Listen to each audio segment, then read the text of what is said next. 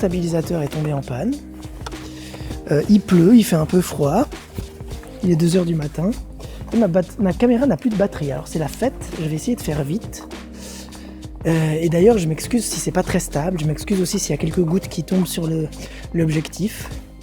Je m'excuse aussi pour ceux qui m'ont un peu posé plein de questions et envoyé des suggestions ces derniers temps. J'étais pas là. J'étais à l'étranger pour plusieurs missions dans différents pays. Mais simplement, je voulais vous partager une réflexion que je me faisais et peut-être vous inviter à cette réflexion avec moi. Et je voulais vous parler de la conscience. Non pas de la conscience comme que les Américains appellent awareness, qui veut dire le fait de savoir quelque chose, d'être au courant, d'être conscient que quelque chose se passe. Et c'est un peu la faiblesse de notre langage en français, c'est qu'on appelle ça conscience. Je suis conscient que ceci est une poubelle. C'est d'accord, mais un enfant, il est conscient. S'il a jamais vu une poubelle, il sait pas que c'est une poubelle, d'accord ? Pourtant, il est conscient que c'est quelque chose. Donc, je vais vraiment vous parler de la conscience en tant qu'état d'être, de vivre, de voir les choses, qu'état d'être, d'existence. Par opposition à un état d'inconscience, si vous perdez connaissance et qu'il y a un blackout et que vous vous réveillez 5 minutes après et que le temps s'est arrêté de s'écouler pendant ce moment-là, vous n'aviez plus de conscience pendant ce moment-là. Elle était peut-être ailleurs et peut-être que vous avez oublié que vous étiez conscient pendant qu'elle était ailleurs, c'est une autre question, mais c'est vraiment cet état-là dont je veux parler. Et il y a quelque chose qui est très très important de comprendre, c'est que votre conscience, depuis que vous êtes bébé, peut-être même avant, quand vous étiez un fœtus, eh bien, vous avez toujours la même conscience. C'est-à-dire que vous n'avez jamais changé votre façon d'être conscient. Alors, votre conscience a évolué, elle s'est transformée, elle a changé. Votre personnalité a changé et s'est transformée. Tout ce qui est autour de cette conscience s'est transformé au travers de vos expériences, de vos apprentissages, de vos rencontres, de votre histoire, de vos succès, de vos échecs. Mais votre conscience, votre façon d'être, votre manière de vivre dans l'instant, non, hors de tout ce tout ce qu'on peut considérer qui fait partie de votre personnalité ou de choses que vous avez acquises, mais votre façon d'exister, votre conscience pure, quelque part, elle n'a jamais changé. Et puis, quand vous étiez un fœtus, vous n'aviez aucune idée de ce qui se passait à l'extérieur, vous n'aviez pas conscience, du coup vous n'étiez pas aware, comme diraient les Anglais, qu'il se passe quelque chose à l'extérieur, mais vous êtes conscient. Un fœtus, il est conscient, il a une conscience. Il bouge, il commence à se connaître, etc. Il dort, il pense, il rêve, etc. Mais votre conscience, a priori, à la base, elle fonctionne bien. Elle est pure, elle est simple, elle est a priori dénuée de toute mauvaise intention, de toute peur, de toute crainte. Elle est juste quelque chose qui est et qui se déplace dans le temps. Pourtant, il y a un moment donné, vous avez une réflexion du type je suis incapable de faire ça qui est arrivé. Je suis incapable de faire telle chose qui est arrivée dans votre esprit. Ou peut-être je suis incapable de ne pas faire telle chose. Dans le cadre d'une addiction, par exemple. Quelqu'un qui serait addict à une substance ou à quelqu'un ou à une activité. Ou bien une réflexion du style j'ai peur de faire ça. Et c'est un peu comme si, à ce moment-là, cette conscience qui était pure, qui était simple, depuis tant d'années, depuis tant de temps, s'était scindée en deux et qu'une partie de cette conscience avait décidé de juger l'autre. Comme si l'expérience qu'elle avait faite dans le passé, à un moment précis, allait devoir influencer, pour l'autre partie de sa propre conscience, toutes les expériences à venir. Alors, je m'excuse si c'est un peu bizarre tout ce que je raconte, si vous comprenez pas tout, c'est pas grave, moi je me comprends. Mais vraiment, je voulais vous parler de ça parce que moi, un de mes métiers aujourd'hui, c'est d'accueillir des gens et puis de les aider à atteindre leurs objectifs. C'est une partie de mon activité. Et je me rends compte que très souvent, les gens sont beaucoup plus sévères envers eux-mêmes qu'ils ne seraient avec n'importe quelle personne qu'ils aiment. Peut-être que c'est même votre cas en fait. À quel moment vous avez décidé qu'une partie de votre propre conscience devait être votre adversaire ?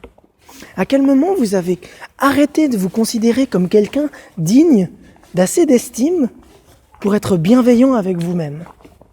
Parce qu'au final, à chaque fois que vous vous empêchez de faire quelque chose, à chaque fois que vous avez des remords, à chaque fois que vous culpabilisez d'une décision que vous avez prise par le passé, ou que vous pensez à une erreur que vous auriez pas dû faire parce que vous la regrettez, ou que vous vous basez sur une expérience passée pour créer des peurs pour le futur. Je sais plus qui a dit cette phrase qui m'a assez intéressé dernièrement et qui m'a fait marrer, parce qu'elle est tellement juste. Se faire du souci, c'est utiliser l'incroyable pouvoir de son imagination pour créer des choses désagréables. Comme si une partie de nous pouvait pas s'empêcher de penser que l'autre n'était pas digne d'être considéré à sa juste valeur. Et vraiment, je le remarque systématiquement, à chaque fois que les gens viennent me voir et qu'ils me disent « j'ai telle crainte, je suis incapable de faire ça, j'aimerais atteindre cet objectif mais je sais pas comment », peu importe, eh bien à un moment donné, ils ne se sont pas écoutés, comme s'ils avaient renié une partie d'eux-mêmes, comme si... Je vais vous poser une question toute simple. Prenez un problème que vous avez aujourd'hui, un objectif que vous voulez atteindre, quelque chose que vous pensez être incapable de réaliser, peu importe, d'accord ? Prenez-le, visualisez-le, mentalisez-le, quel est votre problème aujourd'hui ? Et si c'est un objectif, est-ce que vous vous sentez capable de l'atteindre ? Peut-être que votre problème c'est que vous ne vous sentez pas capable de l'atteindre, peu importe. Choisissez un objectif ou un problème que vous avez dans l'esprit là, et que vous n'avez pas encore réussi à résoudre. Et maintenant, j'aimerais que vous imaginiez que c'est votre meilleur ami qui vient vous parler de ce problème-là.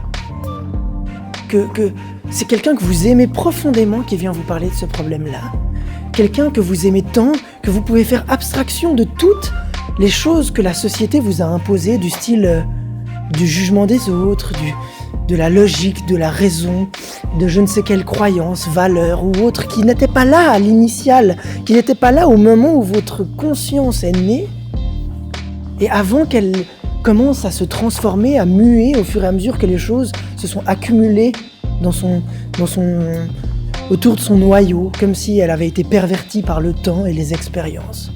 Imaginez que vous enlevez tout ça, et que vous gardez juste votre conscience, un peu comme le regard d'un bébé vous observe sans vous juger, peu importe qui vous êtes, ce que vous faites, que vous soyez beau, moche, grand, un homme, une femme, de je ne sais quelle race, religion, etc. Si tant est que des races existent.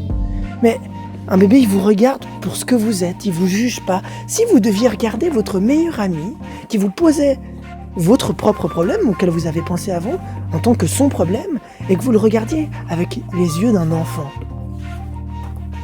qu'est-ce que vous lui diriez quand il vous dit « Je suis incapable de faire ça » ou « J'ai peur de ça ».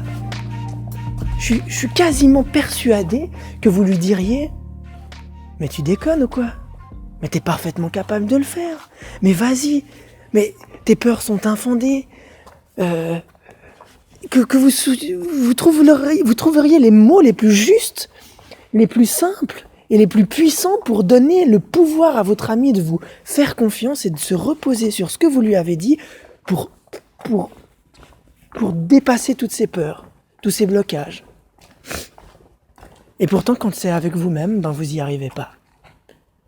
À quel moment vous avez décidé que une partie de vous devait devenir votre propre adversaire ? À quel moment vous avez commencé à vous faire la guerre ?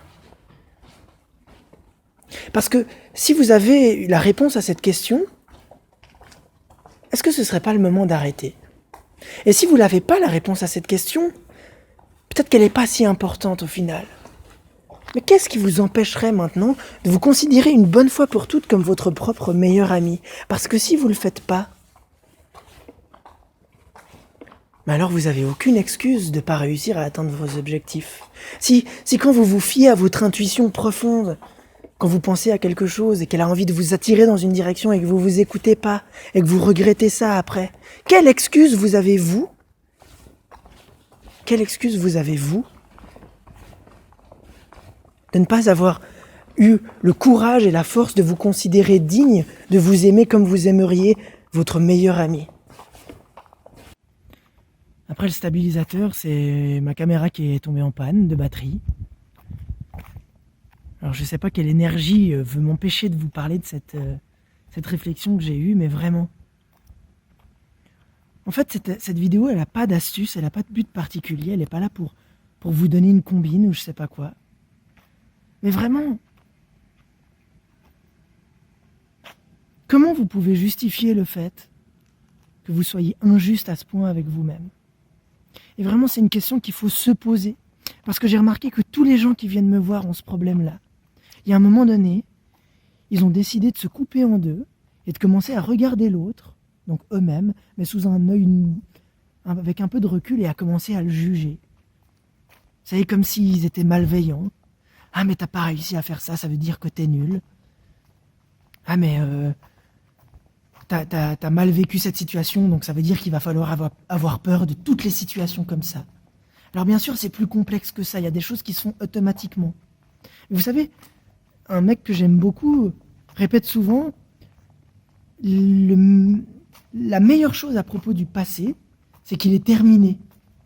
Et donc il n'y a absolument rien de ce qui s'est passé dans le passé qui n'existe encore maintenant dans le présent, à part ce que vous vous en faites comme idée, à part ce que vous avez greffé autour de votre conscience comme étant un facteur déterminant de ce qui va se passer par la suite.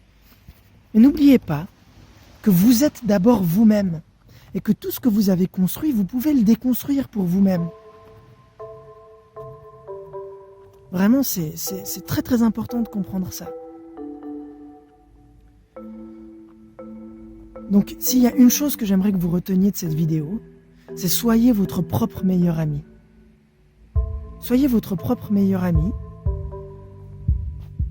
parce que le bébé qui est là depuis le début, en vous, ce petit noyau de conscience qui brille à l'intérieur de vous, autour duquel il y a une infinité de choses qui sont venues se greffer, il ne demande que ça. Que vous le regardiez avec des yeux de quelqu'un qui ne le juge pas. Et que vous fassiez parfois abstraction de toutes ces choses qui sont venues polluer son fonctionnement.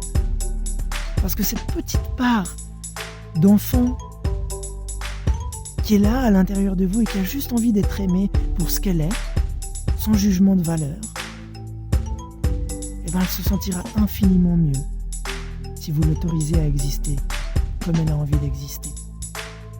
Et vous verrez que toutes les peurs, toutes les sensations d'incapacité que vous avez eues, tout le manque de confiance en vous que vous pouvez avoir, toutes ces choses qui pourraient vous poser problème, peut-être ces addictions, peut-être, je ne sais pas ce qui vous tracasse aujourd'hui, ou ces objectifs que vous ne pensez pas être capable d'atteindre, eh ben, ils paraîtront absolument faciles à atteindre. Et toutes ces craintes et toutes ces choses négatives n'auront absolument aucun sens. Parce que si vous les regardez avec les yeux de quelqu'un qui s'aime vraiment, eh ben, vous aurez une vraie bienveillance envers vous-même. Donc, la prochaine fois que vous êtes en train de vous dire « Je pense pas être capable de faire telle chose », demandez-vous « Qu'est-ce que vous auriez dit à votre meilleur ami si vous avez dit ça ?» J'espère que cette vidéo vous a plu et je vous dis à la prochaine.